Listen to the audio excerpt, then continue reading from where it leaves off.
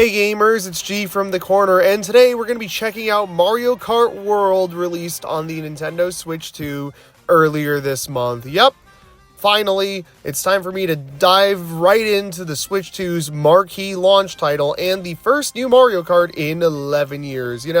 This game has been a long time coming. I've been a Mario Kart fan all my life, but it's been so long since we've had a new entry. Heck, it's basically been half my life up until now since the last brand new Mario Kart game.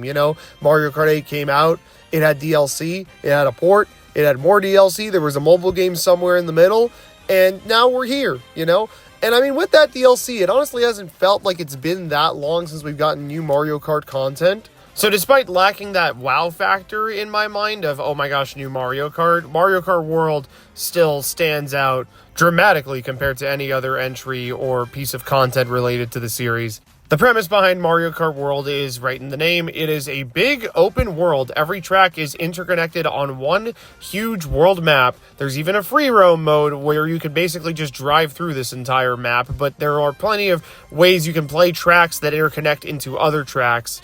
And, it's a standard Mario Kart in many ways. There's still a Grand Prix with 8 cups in it, and there's about 30 tracks in the game total. So, there's some new, there's some old, the usual stuff. But so much is done differently. Just so much is done drastically differently to any other game in the series that you take a step back and it's like, oh my gosh, this is a completely different game. For starters, I mentioned the new and old courses. They are no longer split up into 2 sets of cups. You'll play new tracks into old tracks. The Grand Prix are tied more so to the theme and environment that you race in, as opposed to the actual difficulty of the tracks themselves. The Mushroom Cup is the canyon area, the Star Cup is the snowy area, the Banana Cup is the tropical jungle area, This is just one of the many things that makes the world feel alive. These circuits are all tied together. They play a little intro cutscene of all the tracks before you start a Grand Prix, and they have a riff that's like a medley of all the songs, but it feels like it fits. Even you'd think Moo Moo Meadows into Toad's Factory into Bowser's Castle would make no sense whatsoever, but they give it all like this kind of punk electric theme. They make Moo Moo Meadows kind of feel metal, even though it really isn't. But, it works, honestly. They make it work, and it's one thing I haven't heard a lot of people talk about, so I just kind of wanted to bring it up right away. I'm going to be honest, there's so much to say here. I really don't know where to start. The game itself, it's Mario Kart, but there's a few new gameplay mechanics. You can now do a charge jump, basically drift without turning, and you will jump into the air. I think it's cool that jumping is finally a thing in Mario Kart, and it's used to great effect. You can jump onto a wall to start riding it. You can jump onto rails to rail grind, which also builds a mini turbo, and you could hop between rails as well. Honestly, it's super, super fun. Some tracks will have so many different branching paths between, like, driving on the road, driving on the wall, driving on one rail or the other rail. Sometimes it might not always be optimal to take the fun, cool stuff, but, when it is, man, does it feel good. And that's another thing, the tracks in this game. I'm going to be honest, this is a very solid lineup of tracks. It's not the best in the series, I think, but there are so few stinkers in this game. Like, I can count on one hand the amount of tracks I genuinely don't like. I pretty much love every single new track in this game, at least the ones that are like full actual new tracks. There's a million of these in-between sections you will play in the Grand Prix mode and in another new mode in this game, Knockout Tour, which we'll get into a little bit later. And I don't think they're unfun to play per se, but they aren't really tracks I'm thinking, oh yeah, I really got to go replay that straight line. You know what I mean? Unless it's like the one leading to Rainbow Road, but that one is just more for thematic emphasis before you do the big section track. But yeah, honestly, kind of a really good track selection, but in a weird way, Like, all the tracks are very good, but it leads to me not really having, like, strong preferences to any of them. Like, there's a good 15 tracks that I'll say are fantastic and could easily be my favorite in the game. But, like, like, if you literally make me pick random every time, I'll probably have a good time playing the game because I'll be like, oh, yes, we're going to that track. And that track is one of the 20 tracks that I somewhat enjoy. The item play in this game is also very interesting. That's another major component of every Mario Kart game. And this game adds in a few new items and brings back 1 or 2 favorites that haven't been seen in a while. First of all, we got the Mega Mushroom back. It acts just like it did in Wii pretty much. And you know what? It's fine. It's a nice star variant. It adds some nice thematic chaos to the game. Next up, we've got the Kamek Orb. Now, this one I thought was pretty cool when I first saw it, It's an item that I've seen in other racing games, but basically, Kamek will show up and he will place a bunch of enemies on the track and turn everyone into said enemies to kind of screw with you. You know, it's a character with a completely different stat change, and also you can't drift during the transformation either, so it'll interrupt you a little bit. I think it's a really cool item. Although they did tie unlocking characters to it, which is kind of dumb. A lot of these characters that Kamek can spawn and turn you into are playable in the game, but they are not unlocked from the start. So if you get turned into one of them, you unlock them, which is really cool. But this is the only way to unlock the characters that are unlocked this way, which means you're going to have to grind a lot because certain enemies only appear in certain tracks or certain sections of tracks, you know? And the item itself is pretty rare. So, you know, it's a cool item when it shows up in actual races, but, like, I don't really care much for it, like, as an unlock method. I think there are other things they could have done instead. Next up, we've got the Ice Flower, Hammer, and Coin Box, all returning from Mario Kart Tour, but kind of not. The Coin Box works a little bit differently from that game. That game just spawned a bunch of coins in front of you. This is basically just mash the item button to get coins. It's cool. It gets the job done. The hammers are a super fun new projectile item. You toss them in front of you or behind you. They leave a bunch of them in a trail on the ground. They could spin other drivers out, but they're actually stuck on the ground for a good little bit, honestly. I think it's a super cool item. It really screws with the other players. I love it personally. And then there's the Ice Flower, which is just the fire flower, but it freezes you for a minute, which, I mean, that's fine as well. Yeah, every other item is basically just returning from 8, minus the Piranha Plant and Crazy 8, obviously. But you know what? I think it's a pretty solid lineup of items. The balancing is also very chaotic in this game, which I personally love. I love the garbage bullshit Mario Kart, like in Mario Kart Wii, where I feel like I could get nuked at any second, and Mario Kart World has that in spades, especially with the player limit being increased to 24 players, which is really, really chaotic. I love it personally, and I understand why some people might not, but man, it just adds so much to the intensity of any race. I absolutely love it. As I briefly touched upon earlier, the roster in this game is massive. Not only do we have, you know, the usual Mario Kart mainstays, a few characters who haven't shown up very often, but we also have a ton of random-ass drivers that you get, you know, like I mentioned earlier with the Kamek Orb. You've got the cow from Woo Meadows, the Sidestepper Crab from Mario Bros, and my main, the Stingbee for Mario 3D Land for some reason. There's so many random glup shittos in this game, and I absolutely love it.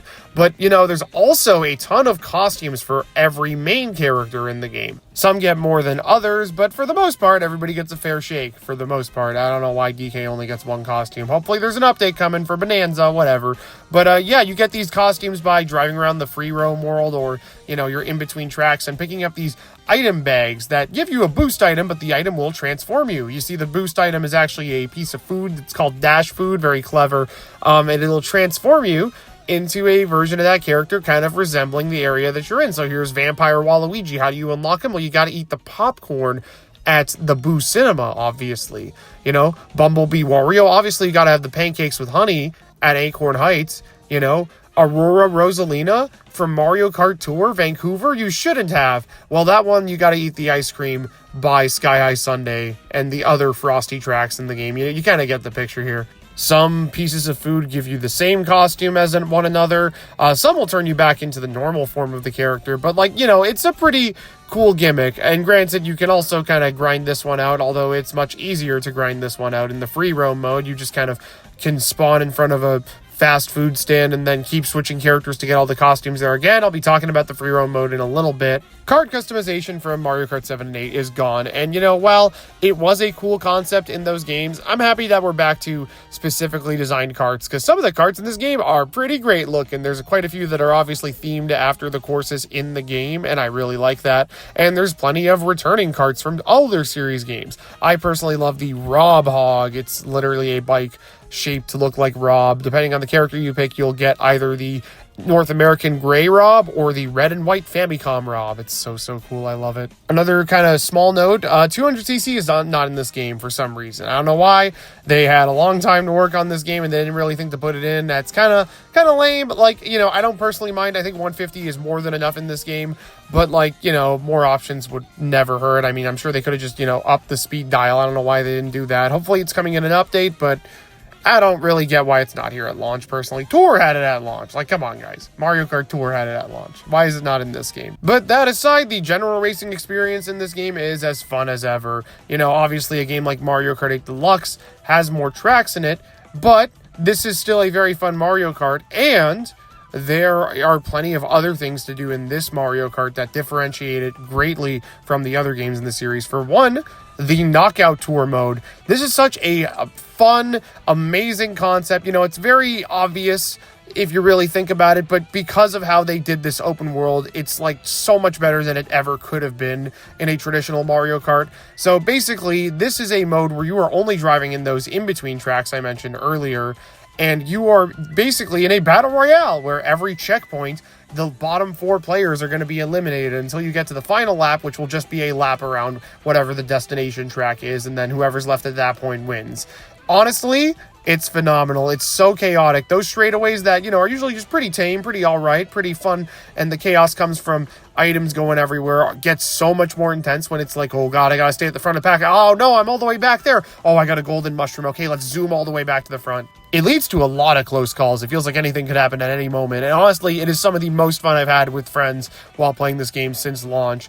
My only big nitpicks would have to be, I don't know why there's not more rallies or even a custom rally option, considering that they programmed in all of the routes between tracks for versus mode. I don't know why I can't just make my own rally. Heck, why can't I make a custom rally to play with friends that goes through every single track in the game? That felt like such an obvious thing to do. Bring back All Cup Tour. Who knows? Maybe this will come in updates, but, you know, obviously I'd rather have this stuff just there at launch, but whatever. Knockout Tour is still a ton of fun and definitely a highlight of this game. This is one of the things that makes it hard for me to tell which Mario Kart I want to play the most now. You know, I could say that an older Mario Kart has better tracks, but this one has Knockout Tour, which is just, again, it's so much fun. Other modes, the free roam mode, this is one of the other big highlighters of the game, and, you know, it's disappointing, but not like 100% disappointing. I feel like a lot of people have been really down on this mode. I personally, I like it. Conceptually, I love it, but in execution, I only just like it. Now, I'm going to tell you right now, what this needed to be was a big Mario Kart campaign. They structured all of these missions and collectibles and goodies everywhere. There's tons of random events you can get into with other drivers on the open world.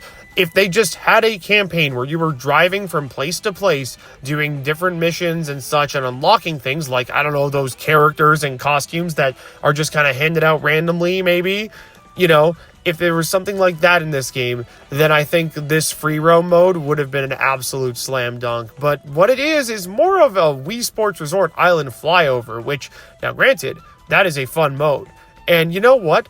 When you're playing it with that mindset, I think you could have fun. I think it's a nice turn your brain off, just chill in this amazing open world and jam out to the insane lineup of remixes covering songs from all across the mainline Mario series and even a handful of spin-offs and side games like WarioWare and Mario Paint of all things. Yeah, let me just make the aside now. The music in this game is obviously fantastic. It's somehow even a crazy step up beyond Mario Kart 8's already amazing soundtrack. There's so many tracks that just got remixed in the Booster Course Pass that are remixed in this game that sound like immaculate. Like, seriously, you know, Dolphin Shoals is already like peak music, right? But then you hear the remix of it in this game and it's like, oh my god. And then there's some other remixes from mainline Mario games. I love all the Galaxy 2 love that's in this game. They take some of the pretty generic, plain sounding New Super Mario Bros. Music and make it sound amazing. I love the remix of the NSMB Wii underwater theme in this game specifically. You know, some songs are more chill, some are more energetic, some are ambient.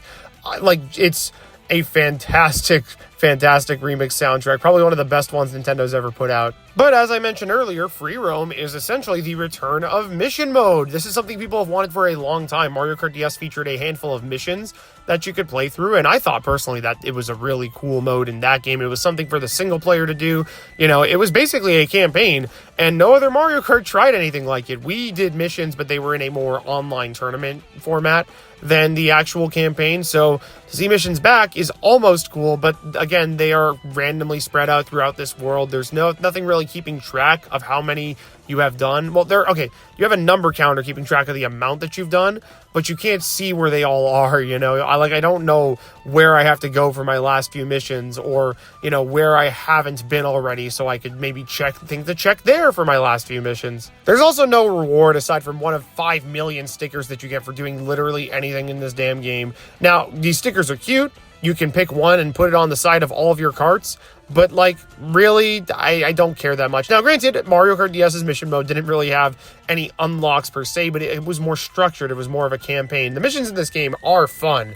You know, while some are easier than others, some will be pretty tough or pretty interesting. There will be some where you're doing a bunch of tricks on walls and trying to make the perfect route through this weird, tight, narrow area. There will be some where you're just going to enter a random track that they made a random trail into a circuit and you got to race around it, you know? And sometimes that random circuit will happen to be a Super Nintendo track and they'll just start playing SNES music. Sometimes it'll be like, hey, ride a plane to a hotel building because there's just a plane that moves back and forth. So you can just drive onto the plane's wings and then drive off of it on the top of the hotel. It's cool, but, like, you know, there's no reason to do any of it. And again, like, it's fun in that intrinsic, there's no reason to do it, but, you know, I'm playing the video game, so I'm gonna do it kind of way. But I don't know, it could have been a little more. There could have been something more to this, but this is what they left it like, you know, it's kind of half-baked in my opinion, which sucks because this is like the mode that should be tying everything together, you know, the entire game is open world, so the mode where you could drive from one end of the map to the other in any way you want should be the one that is the most structured and put together, but it isn't, which, you know, does suck. However, if you want to talk about half-baked in this game, hooey! They put battle mode in this one, and let me tell you, they are back to not giving a damn about this mode. It feels like such an obligation. Just they have to put it in because they have to. We're back to using the racetracks as battle maps. Now, granted, this is the open world Mario Kart. Everywhere is a racetrack technically, so they could easily have made a few battle-specific maps out of racetracks. And, you know, they did 2 returning maps, actually. They plopped them into the open world that you actually race on them in parts of in-between tracks, which is kind of cool. They brought back Big Donut from Mario Kart 64, and because they just can never bring back a track from Wii, they brought back Thwomp Desert, but they called it Chain Chomp Desert. Instead of having the cool Thwomp gimmick, there's just a lone, small, sad Chain Chomp wheel rolling around. It's kind of pathetic. The other maps are either in-between tracks that, you know, were big enough to be battle maps, so they said screw it, or just straight up racetracks that are battle maps, just like in Mario Kart 8, but they're like a little more open. This leads to the tracks being way too open and mindless. Like, you are meant to play these maps with 24 players. If you have even like a few less players, it is not fun at all. We tried playing it with no bots because they brought back deathmatch in this one. It's not you die and you only have half your point, you lose half your points. No. If you die, you're out. So that's cool, right? No, it's not. There's still a 3-minute timer on everything, so it's just going to be run to the timer anyway. They just didn't bother programming in the respawn with half your points lost for some reason. I was complaining about lack of battle modes when they first unveiled that this was how things were going to go. I really should have been more concerned about the actual quality of the battling. I thought they would have figured out how to make good battle maps and battle modes because they literally did that. 8 Deluxe has a fantastic battle mode, but no, they didn't. They made it worse, and it's honestly super lame, and it probably is one of my least favorite battle modes in the series. Not as bad as Base 8, but, like, come on, that's the bare minimum. I don't really know how you fix this without taking away the focus on 24 players, but, oh well, what are you gonna do? But yeah, that's basically my thoughts on every aspect of Mario Kart World. Sorry if it was a bit aimless and scatterbrained. There's just a lot to really unpack with this one. And I don't really know how to feel about it, you know? I think it's a fantastic Mario Kart. It's a game I'm going to be playing for years and years to come. But it does have a few flaws. Granted, they aren't really that major. Again, I've complained about the battle mode and the free roam mode, which are, you know, not the best, but they're not the most important parts of the game. You know, the racing is fun. The game is a ton of fun with friends, and it's a game I'm going to keep playing for years and years to come. You know, people have debated the price thing, Nintendo being the first AAA game developer to charge $80 American for their game on American soil. And yes, that is a big price hike.